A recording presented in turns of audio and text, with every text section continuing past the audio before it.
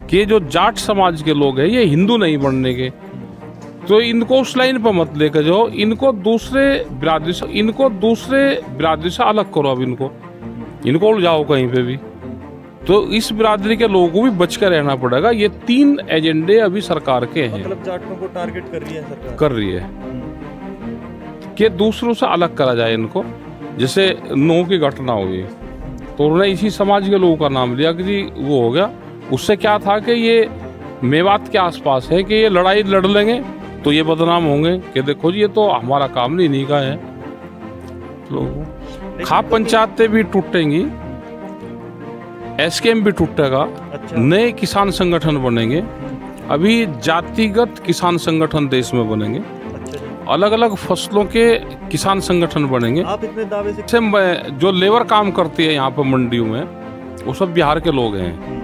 आप उनसे पूछो, सब किसान हैं वे, क्योंकि बिहार स्टेट को लेबर स्टेट बना दिया।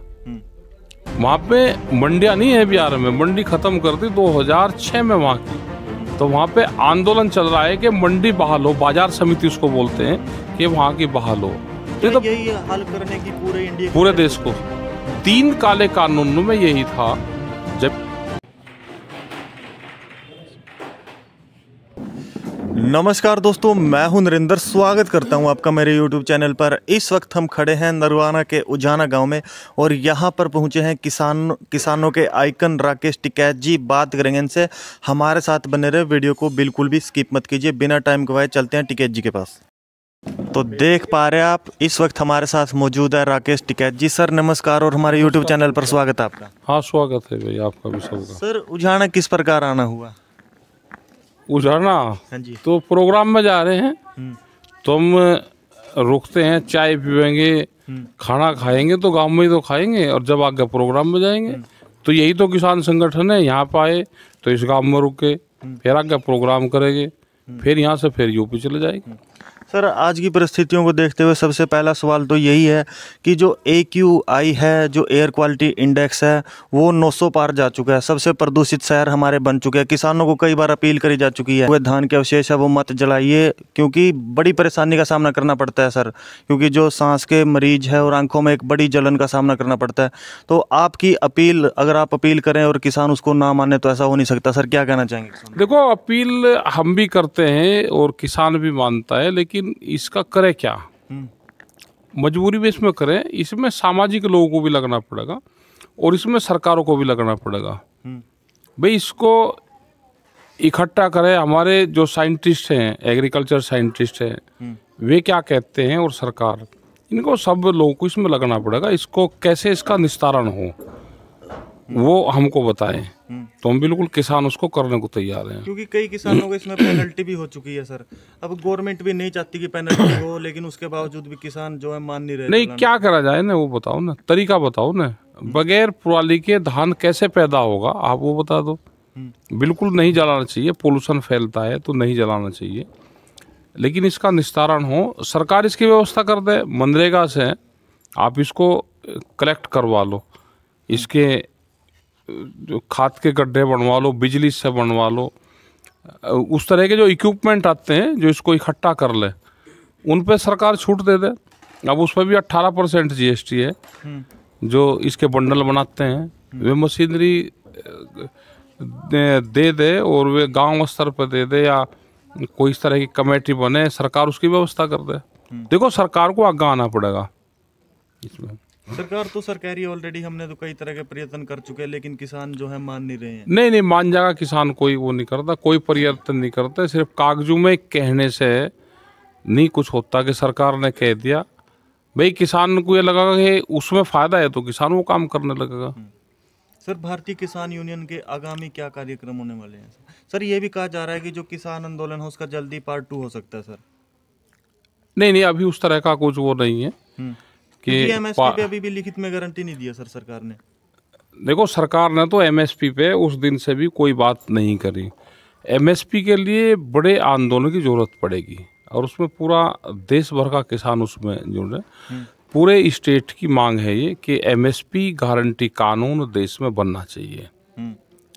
हम आज देख रहे थे, इधर आ रहे हरियाणा में अगर किसान कोई धान लेकर आता है तो उसको रोका जाता है, लेकिन व्यापारी अगर लेकर आ रहा है, मतलब हर रोज ट्रक भर भर का आ रहे, कहाँ से आ रहे हैं?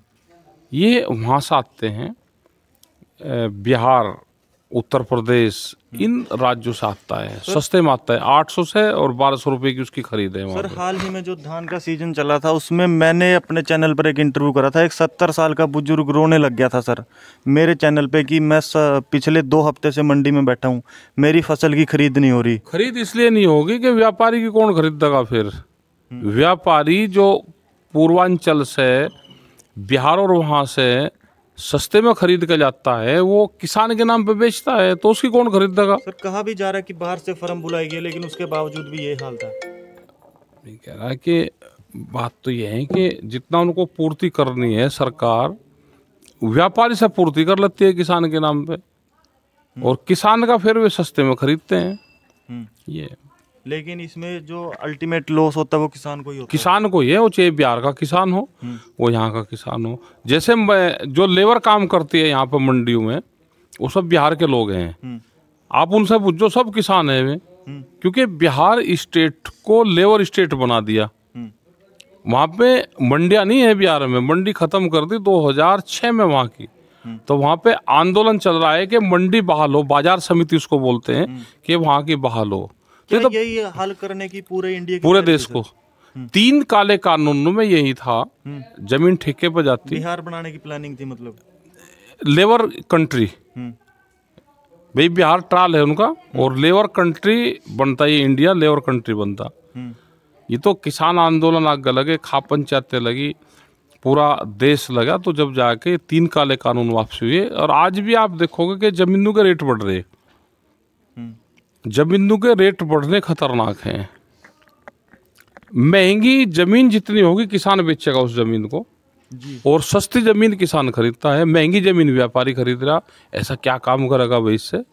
उनका प्लान ये है कि 30 साल में हम देश की 70% जमीन व्यापारी खरीद लेगा, ये उनका टारगेट है अभी भारत सरकार का। और वो कहते हैं कि हम 30 साल पीछे भेज दे इस किसान आंदोलन में, उन सबको टारगेट करा जा रहा है आज। लेकिन उसके बावजूद भी जो कई अन्य किसान हैं वो खुलकर बीजेपी का समर्थन करते हैं सर। वो तो करेंगे, कुछ खाप पंचायत के लोग भी जाएंगे बीजेपी के साथ में, सरकार के। उनकी जो प्लान है वो बहकाने की तो है, तो इनको भी बहकाएंगे कुछ लोगों को। खाप पंचायतें भी टूटेंगी, एसकेएम भी टूटेगा, अच्छा। नए किसान संगठन बनेंगे। अभी जातिगत किसान संगठन देश में बनेंगे, अच्छा जी। अलग अलग फसलों के किसान संगठन बनेंगे। आप इतने दावे से कैसे कह सकते हैं एसकेएम टूटेगा सर?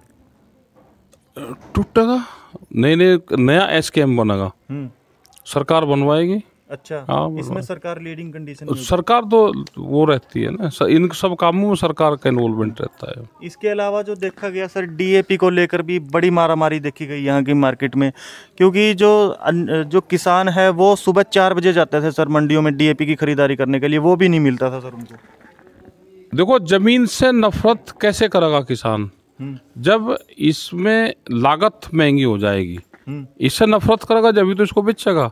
यही उनका टारगेट है भाई। उनका जाल कोई एक जगह से हमला नहीं करेंगे, वे कई जगह से हमले करेंगे।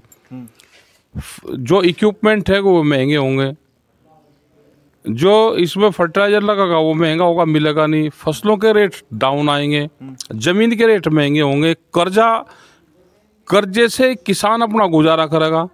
अभी तो बैंक आ रहे हैं, आने वाले टाइम पे बैंक जो होंगे उसमें पैसे जमा नहीं होंगे, उसमें जमीन जमा होगी। अच्छा। आने वाला टारगेट ये होगा कि किसान कर्जबंद होगा, ठेके पे बैंक जा रहे हैं, जो बड़ी बड़ी कंपनियां हैं वो बैंक को ले रही है। केसीसी रिकवर करने का अधिकार जो कंपनी है वे लोग उसका अधिकार लेंगे, और वे फिर किसान के बीच में जाएंगे, या तो हमारा पैसा दे दो या इसके बदले में ज़मीन दे दो। तो आने वाले टाइम पे 1-2 साल बाद में ये होना है कि किसान से वो ज़मीन लेंगे बैंक के नाम। सर जब इतनी बड़ी सरकार की प्लानिंग है तो भारतीय किसान यूनियन की क्या भूमिका रहने वाली है सबसे किसानों को बचाने के लिए? आंदोलन और ट्रैक्टर प्रमुख। अच्छा। नया जो टारगेट है, अब छोटी इकाई पे काम करेंगे हम। जो सहकारी समिति है उसके प्रभारी बनाए जाए, और गांव से सहकारी समिति और ट्रैक्टर प्रमुख, यानी कि बीकेयू का संगठन विस्तार होगा। ट्रैक्टर प्रमुख बनेंगे, तो जो भी जिसके घर में भी ट्रैक्टर, जैसे इनके यहाँ पे ट्रैक्टर है ये, तो इसका प्रमुख ये भी होगा, इसका भाई भी प्रमुख होगा। अच्छा। इसी ट्रैक्टर के दोनों प्रमुख होंगे, उनको लेटर जारी होंगे, उनका सीधा संबंध हेडक्वार्टर से होगा। अच्छा। आने वाले टाइम पे यही काम आएंगे, जब आंदोलन होंगे तो ये जो ट्रैक्टर प्रमुख होंगे वो डायरेक्ट फाइटिंग बढ़ेंगे। अच्छा। हाँ। तो इसके अलावा सर, आप नरवाना क्षेत्र में पहुंचे हैं, यहाँ के किसानों को क्या विशेष मैसेज देना चाहेंगे? लास्ट क्वेश्चन ये है, नरवाना से नहीं पूरे उसमें अभी हमारी मंडल स्तरीय समीक्षा बैठक और कार्यशाला चल रही है। पहली मुजफ्फरनगर में शुरू हुई कल, ये सहारनपुर में। 18 मंडल हमारे यूपी में है, और यहाँ पे भी शायद 10 हैं या 6 यहाँ पे हैं। 10 मंडल हैं। 10 हैं कुछ। तो यहाँ पे भी हम 10 प्रोग्राम यहाँ पे करेंगे। उसी मंडल के कार्यकर्ता उसमें सिर्फ शामिल होंगे, उनको ट्रेनिंग देंगे, आंदोलन कैसे होता है, आने वाली समस्या क्या क्या है उस पर बात करेंगे।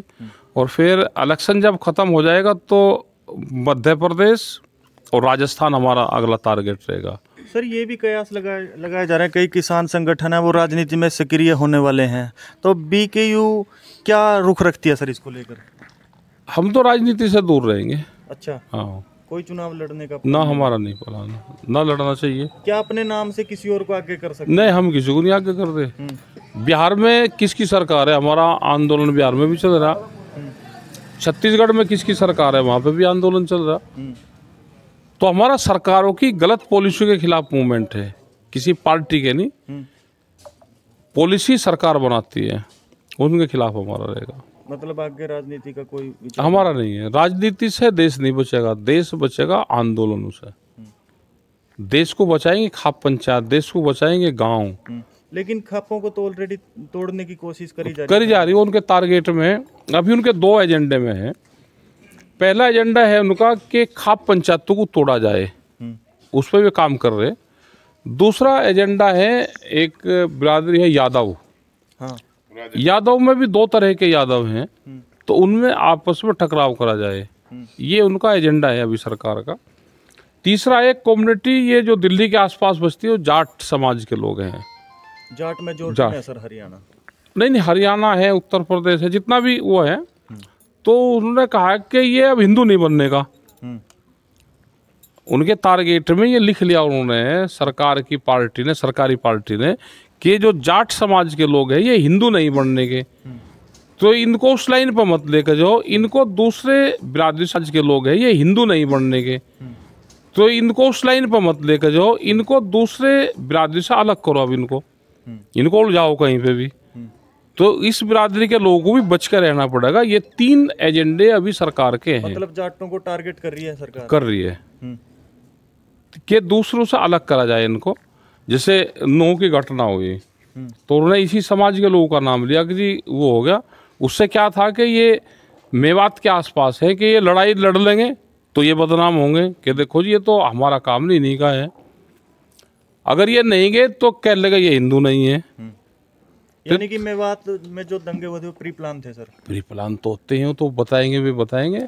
इनको बुला रहे थे, एक बिरादरी का नाम लेकर बुला रहे थे वे। तो अभी 3 एजेंडे हमने बताए। पहला होगा खाप पंचायतों को तोड़ने का काम करेंगे। दूसरा होगा जो यादव समाज है, वे 2 तरह के यादव है, उनको बांटने का काम करेंगे।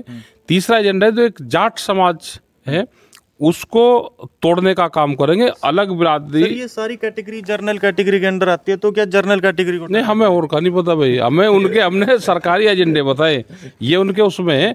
और तीसरा है अभी 2 साल का उनका टारगेट है।